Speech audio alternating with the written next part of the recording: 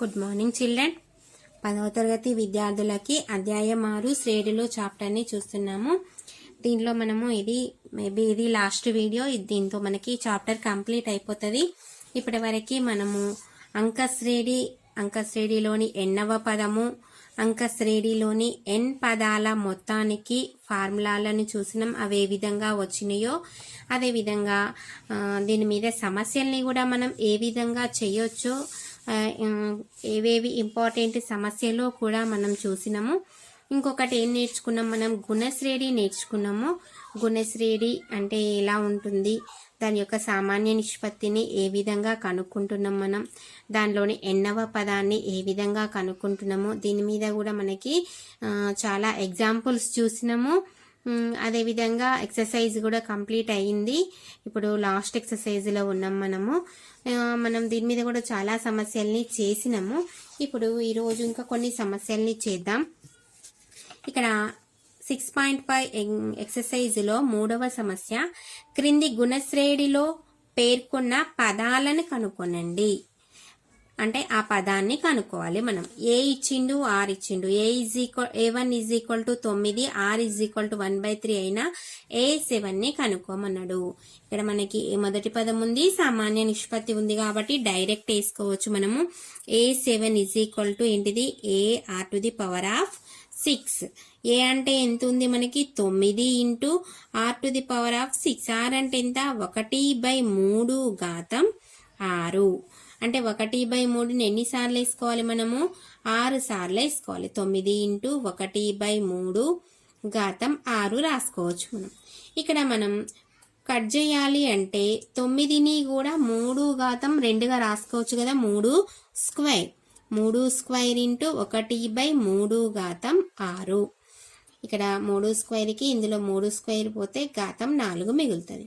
So ఇక్కడ మనకి 7వ పదం ఏమొచ్చింది, A7 = 1/3 లేదా ఇలా కాకుండా ఇంకా 3/4ని అంటే 3ని ఎన్నిసార్లు వేసుకోవాలి, 4 సార్లు వేసుకుంటే 81 వస్తుంది. 1/81. దీంట్లో ఇంకొక సమస్య ఉంది. దీంట్లోనే థర్డ్ బిట్లో A1 ఇచ్చిండు, ఆర్ ఇచ్చిండు, A6 గా అనుకోమన్నాడు. A6 = ఏంటిది, AR⁵. ఏ అంటే ఎంత ఉంది, -12 ఆర్ ఎంత ఉంది, 1/3 అంటే 1/3ని ఎన్నిసార్లు వేసుకోవాలి, ఇక్కడ 5 సార్లు వేసుకోవాలి. -12 × 1/3 12ని స్క్వేర్ లాగా రాయలేం కాబట్టి ఇక్కడ మనం ఇలా 1/3ని 5 సార్లు వేసుకొని 5 సార్లు వేసుకున్నాం. 3 1 3 4 12. ఏం మిగిలింది, అన్ని ఒకట్లే కాబట్టి -4/3 ఎన్ని ఉన్నాయి, 4 ఉన్నాయి కాబట్టి 3/4. లేదా ఇంకా ఎలా రాసుకోవచ్చు, -4/3 అంటే ఇందాక ఏం రాసినాం, 81 కదా. 81 ఈ విధంగానైనా రాసుకోవచ్చు. నెక్స్ట్ ఇందులో 4వ సమస్య చూద్దాం. 2, 8, 32 గుణశ్రేణిలో ఎన్నవ పదము 512 అవుతుంది. ఇక్కడ ఎన్నవ పదము, ఇలాంటి సమస్య మనం నిన్నటి వీడియోలో ఉదాహరణ సమస్యలలో చూసినాము. ఇక్కడ ఫస్ట్ రాద్దాము గుణశ్రేణిని. 2, 8, 32 ఎంత వరకు ఉంది, 512. దీని నుంచి మనం ఏమేం రాయొచ్చు, A = ఏం రాయొచ్చు, 2, R = సామాన్య నిష్పత్తి A2/A1. A2 ఎంత ఉంది, 8/A1 ఎంత, 2 2 1 2 4 ఎంత వచ్చింది, R విలువ 4 వచ్చింది. ఇంకా చివరి పదము AN ఇచ్చిండు. AN = ఎంత ఉంది, 512. అంటే ఇక్కడ ఏం కనుక్కోవాలి మనం, పదాల సంఖ్య n కనుక్కోవాలి. ఇక్కడ మనం ఫార్ములాలో అప్లై చేద్దాం. AN = AR⁴ ఫార్ములా రాసిన ప్రతిసారి కూడా బాక్స్ కొట్టండి. బాక్స్ కొడితే మీకు ఈజీగా మనం ఇక్కడ ఫార్ములా రాసాము అనేది ఐడెంటిఫై అవుతుంది. ఇక్కడ మనకి AN విలువ కూడా ఇచ్చిండు. 512 A అంటే 2 × R విలువ ఎంత, 4 ఎంత ఉంది, n - 1. ఇక్కడ 2 గుణిస్తాంది, ఇటు వస్తే ఏమవుతుంది భాగిస్తుంది. 512/2 is equal to 4 ఘాతం n minus 1. 2 ఎన్నిసార్లు పోతుంది? 2 2 4, 11 2 5 10, 2 6 12. ఎంతుంది? 256. 256 is equal to 4 ఘాతం n minus 1. మరి 256ని ఎలా రాసుకోవచ్చు? ఇక్కడ భూములు సమానమైతే ఘాతాలని సమానం చేసుకోవస్తుంది. మరి 256ని 4 యొక్క ఘాతంగా రాయొచ్చా చూద్దాం, లేదా 2 యొక్క ఘాతంగా రాసుకుందాం. ఫస్ట్ 4తో చేద్దాం. 4 6 24, 16, 4 4 16, మళ్ళీ 4 ఎక్కంలో 4 1 4, 4 6 24, 4 4 16. 4 ఘాతం ఎంత వచ్చింది? 4 వచ్చింది. 4 ఘాతం 4 is equal to 4 ఘాతం n minus 1. భూములు ఏ విధంగా ఉన్నాయి? సమానంగా ఉన్నాయి. సమానంగా ఉన్నప్పుడు ఘాతాలను సమానం చేసుకోవచ్చు కదా. ఏ ఫార్ములా మనకు? ఏ ఘాతం m is equal to a ఘాతం n అయితే m is equal to n అనే ఫార్ములాని ఉపయోగించి చేసుకోవచ్చు. ఇక్కడ మరి భూములు సమానం 4 4 కాబట్టి ఘాతాలు కూడా ఏమవుతాయి? 4 is equal to n minus 1. ఈ మైనస్ 1 ఇటు వస్తే ఏమవుతుంది? Plus 1. 4 plus 1 is equal to n. So therefore n is equal to ఎంత? 5. అంటే ఎన్నవ పదము అంటే 5వ పదము ఏమవుతుంది? 512 అవుతుంది. దీంట్లో ఈ బిట్టులోనే ఇంకా 2 సమస్యలు ఉన్నాయి మనకి. √3 3 3 √3 సో ఆన్ గుణశ్రేణిలో ఎన్నవ పదము 729 అవుతుంది. సేమ్ ఇలాంటిదే సమస్య. ఇక్కడ మనం గుణశ్రేణిని ఒకసారి రాద్దాం. √3 3 3 √3 సో ఆన్ ఎంత? 729 అనే పదం. ఇక్కడ a ఈజ్ ఈక్వల్ టు ఎంత? √3. r ఈజ్ ఈక్వల్ టు ఏంటిది కనుక్కోవాలి కదా మనం. a2/a1. a2 ఎంత ఉంది? 3/a1 ఎంత? √3. హారంలో రూట్ ఉండొద్దు కాబట్టి మనం ఏం చేయాలి? అకరణీయం చేసుకోవాలి. √3తోని గుణించుకోవాలి. 3 √3/3. √3 ఇంటూ √3 ఏమైతే 3. 3కి 3 క్యాన్సిల్ అయిపోతే r విలువ కూడా ఎంత వచ్చింది? √3 వచ్చింది. ఇప్పుడు ఇంకోటి ఏమి ఇచ్చింది మనకి? చివరి పదము an ఇచ్చింది కదా. an ఈజ్ ఈక్వల్ టు ఎంత? 729. ఇప్పుడు మనం ఫార్ములాలో అప్లై చేద్దాం. an is equal to ar⁴n minus 1. ఇదే కదా మనకి ఫార్ములా. గుణశ్రేణిలో ఎన్నవ పదాన్ని కనుక్కోవడానికి. an ఎంత ఉంది? 729 ఈజ్ ఈక్వల్ టు a అంటే √3 ఇంటూ r ఎంత ఉంది?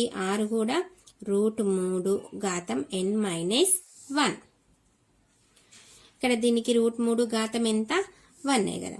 So 729 is equal to √3 ఘాతం 1 plus n minus 1.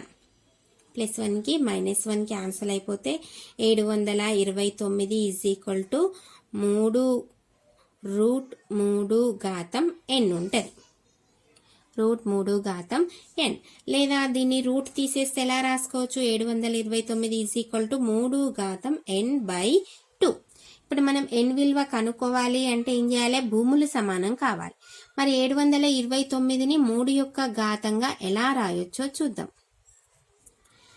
3 2 6, 3 4 12, 3 3 9, 3 8 24, 3 1 3, 3 2 6, 3 7 21, 3 9 27, 3 3 9, 1 2 3 4 5 6. అంటే 3 ఘాతం ఎంత? 6. 3 ఘాతం 6 ఈజ్ ఈక్వల్ టు 3 ఘాతం n/2. ఇక్కడ భూములు ఏ విధంగా ఉన్నాయి? సమానంగా ఉన్నాయి కాబట్టి ఘాతాలను ఏం చేసుకోవచ్చు? ఈక్వల్ చేసుకోవచ్చు. మనం ఉపయోగించే ఫార్ములా ఏంటిది? ఏ ఘాతం m is equal to a ఘాతం n then gives m is equal to n అనే ఫార్ములాని ఉపయోగిస్తున్నాం. సో దేర్ ఫోర్ ఏం రాయొచ్చు? 6 ఈజ్ ఈక్వల్ టు n/2. ఇక్కడ మనకి n విలువ కావాలి అంటే 2 భాగిస్తుంది అటుపోతే ఏమవుతుంది? గుణిస్తుంది. 6 2 ఎంత? 12. Therefore n is equal to 12. అంటే 729 అనేది ఎన్నో పదంగా ఉంటుంది? 12వ పదంగా ఉంటుంది. నెక్స్ట్ అలాంటిదే ఇంకొక సమస్య. 1/3, 1/9, 1/27 సోవాన్ గుణశ్రేణిలో ఎన్నవ పదము 1/2187 అవుతుంది. సేమ్ ఇందాకట్లానే కాకపోతే భిన్నాలు ఇచ్చిండు. 1/3, 1/9, 1/27 సోవాన్ ఎంతుంది 1/2187. A is equal to 1/3, R is equal to ఏంటిది A2/A1.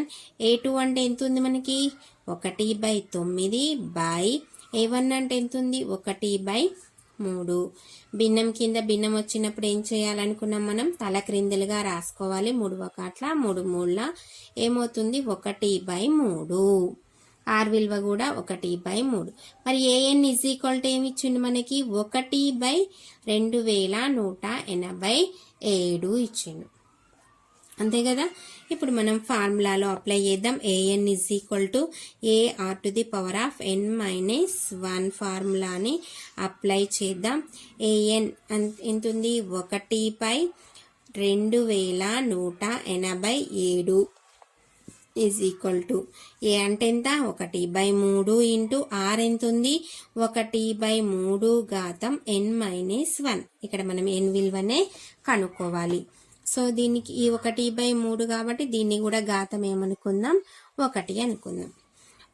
దీన్ని కూడా మనం ఏం చేయాలి ఘాత రూపంలో రాసుకోవాలి. కాబట్టి 2187 3 యొక్క ఎంత ఘాతంగా రాయొచ్చో చూద్దాం. 3 × 21, 3 × 6, 6 పోతే ఎంత ఉంటే 27, 3 9 27. 3 × 6,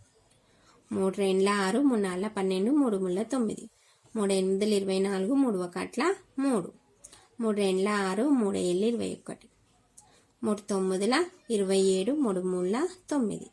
3 యొక్క ఎంత ఘాతం రాయొచ్చు 1 2 3 4 5 6 7. 3 యొక్క ఘాతం ఎంత 7 అంటే 1/3 ఇజ్ ఈక్వల్ టు 1/3 ఘాతం ఏం రాయొచ్చు 1 + n-1.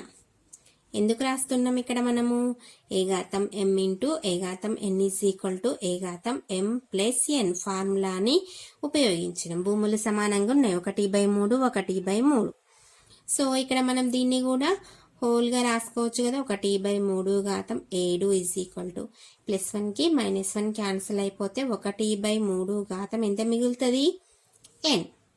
ఇక్కడ మనకి ఇంకొక ఫార్ములా కనిపిస్తుంది. ఇందాక చూసినట్టు A⁻m is equal to A⁻n. భూములు సమానంగా ఉన్నాయి కాబట్టి so therefore n is equal to ఎంత 7. ఇక్కడ మనం ఫార్ములా ఏం ఉపయోగించినామో దాన్ని రాయాలి. A⁻m is equal to A⁻n then gives m is equal to n. So ఈ లెక్క కూడా మనకి ఎగ్జామ్లలో చాలాసార్లే కనపడింది కాబట్టి మీరు దీనికి కూడా మనం స్టార్ మార్క్ పెట్టుకోవచ్చు.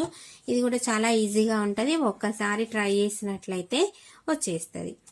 నెక్స్ట్ మనం ఇంకొక సమస్యని చూద్దాం.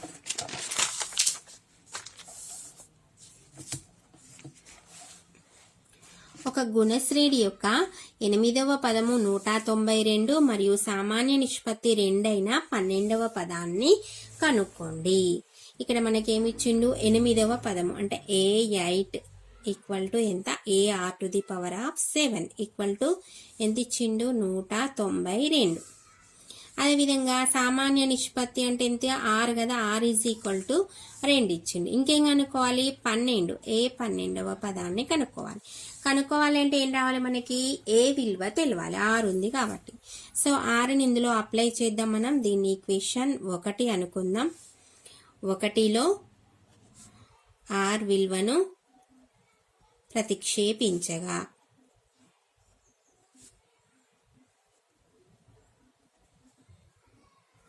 ఏమవుతుంది A ఇంటూ R అంటే ఎంత 2 ఘాతం 7 ఈజ్ ఈక్వల్ టు ఎంత ఉంది 192. మరి 192ని ఏం చేయాలి మనం 2 యొక్క ఘాతంగా రాయగలమా లేదా చూద్దాం.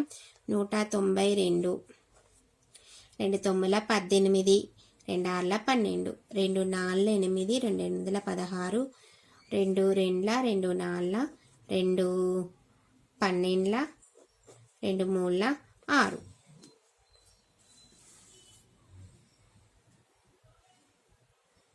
రెండో ఘాతం ఎంత వచ్చింది? 5 ఇంటూ 3 వచ్చింది. రెండో ఘాతం 5 ఇంటూ 3గా రాసుకోవచ్చు. ఏ ఈజ్ ఈక్వల్ టు ఏమవుతుంది? ఇక్కడ 192 బై 2 ఘాతం 7 అంతే కదా.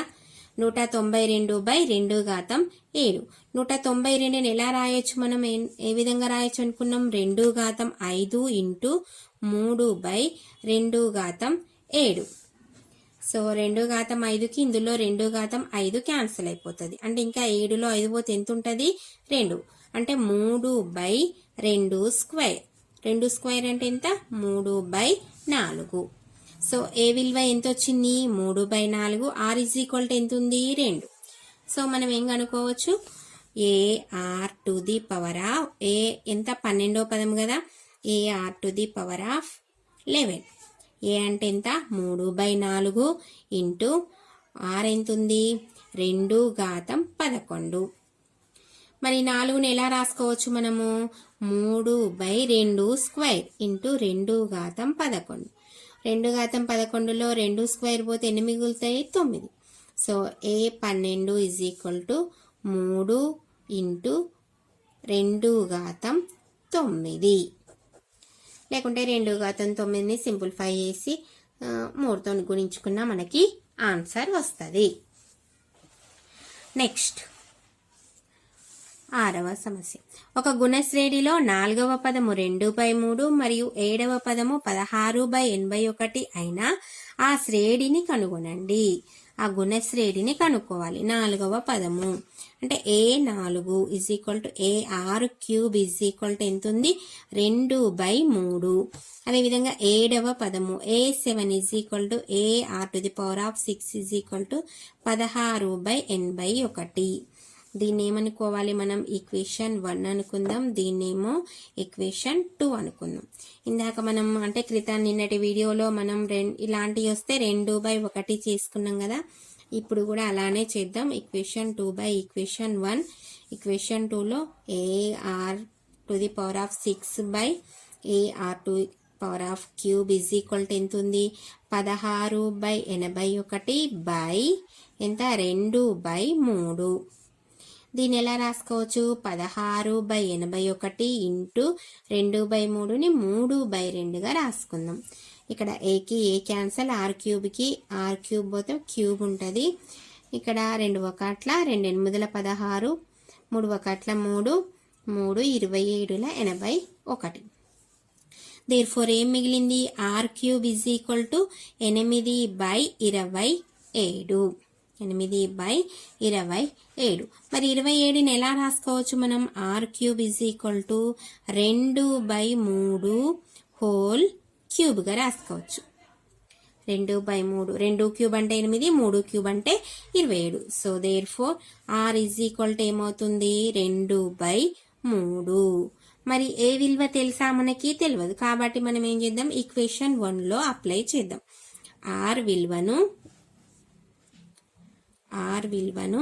1లో ప్రతిక్షేపించగా 1వ సమీకరణం ఏముంది? AR³ is equal to 2/3. A into R ఎంత ఉంది? 2/3 cube is equal to 2/3. A into ఏమవుతుంది? క్యూబ్ చేస్తే 2 4 8/27 ఈజ్ ఈక్వల్ టు 2/3. మరి ఇప్పుడు దీన్ని ఇటు గుణిస్తాంది, అటు పోతే ఏమవుతుంది? భాగిస్తుంది. ఏ ఈజ్ ఈక్వల్ టు 2/3/8/27. 2/3 ఇంటూ 27/8.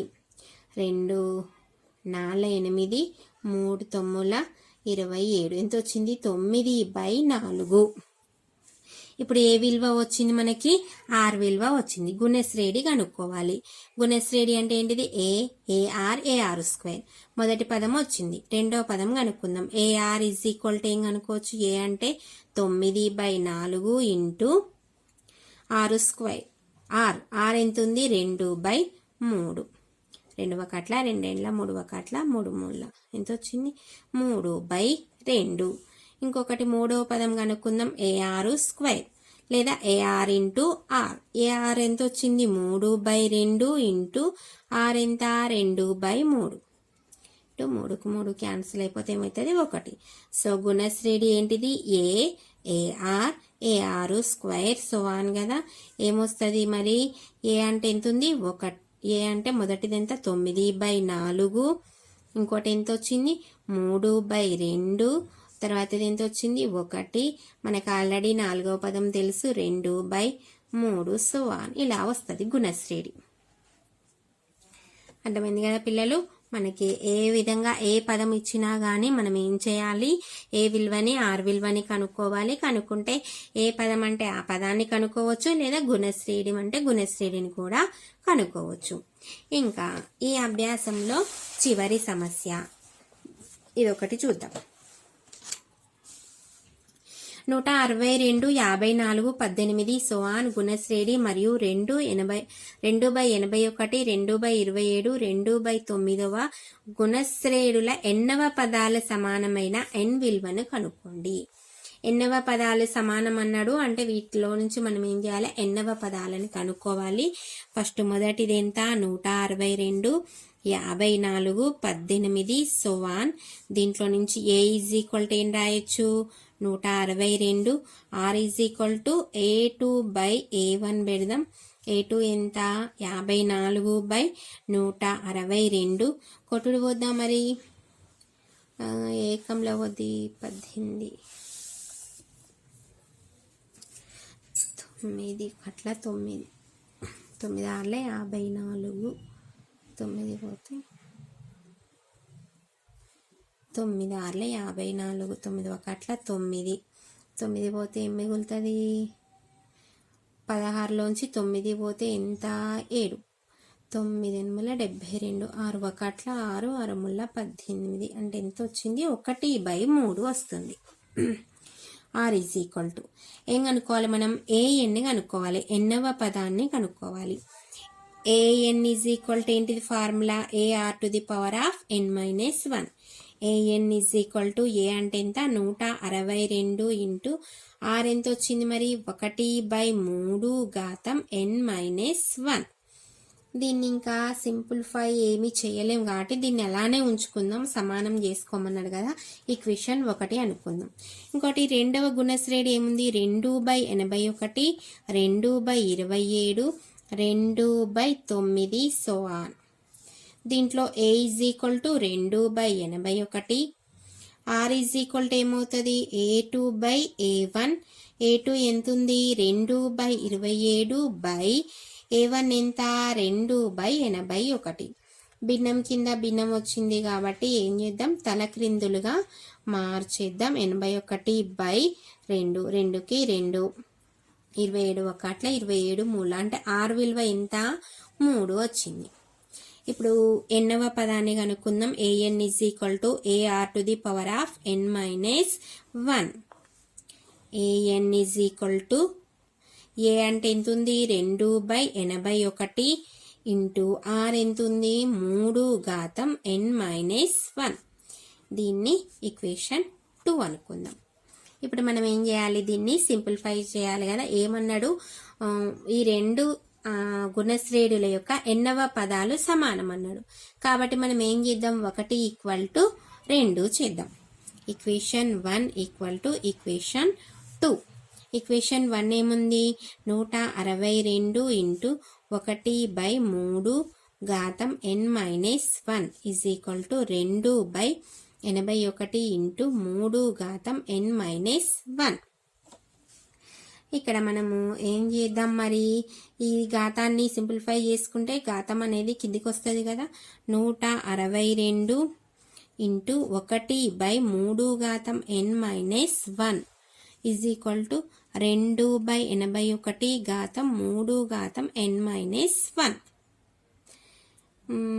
ఇది ఇంటూ చేస్తాం ఇటు వస్తే ఏమవుతుంది భాగిస్తుంది అంటే తలక్రిందులుగా మారుతుంది 162 ఇంటూ 81/2 81/2 చుక్క ఇంటూ వేయడం ఈజ్ ఈక్వల్ టు 3 ఘాతం n-1 ఉంది. ఇటు భాగిస్తుంది, ఇటు వస్తే ఏమవుతుంది 3 ఘాతం n-1.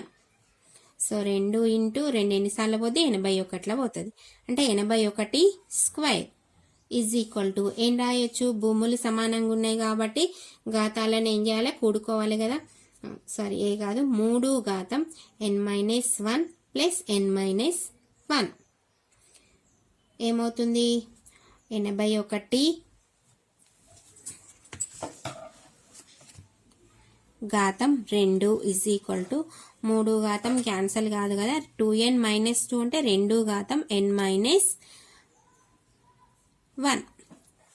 ఇక్కడ మనము 81ని కూడా 3 యొక్క ఘాతంగా రాద్దాం. ఎంత రాయొచ్చు, 3 ఘాతం 4 రాయొచ్చు. 3 ఘాతం 4 square is equal to 3 ఘాతం 2 into n-1. అప్పుడేమవుతుంది, చిన్నగానే ఉంటుంది, సింప్లిఫై చేసేద్దాం. 3 ఘాతం 4 2 ఎంత 8 is equal to 3 ఘాతం 2 bracket n-1.